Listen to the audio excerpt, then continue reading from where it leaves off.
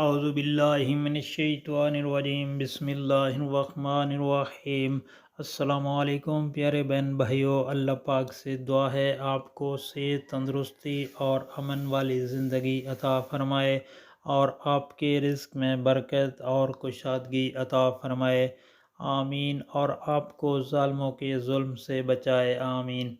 دوستو، نماز ادا کرنے کے بعد سب سے بہترین دعا، نماز پڑھنے کے بعد یہ دعا کم از کم ایک مرتبہ ضرور مانگا کریں، تو اس لیے یہ بہت پیاری دعا ہے۔ پڑھنا کہ بسم اللہ الرحمن الرحیم، لا الہ الا اللہ وحدہ لا شریک لہ، لہ الملک ولہ الحمد وہو علی کل شیء قدیر، اللہم لا مانع لما آتیت ولا معطی لما منعت ولا ينفع ذا الجد منک الجد۔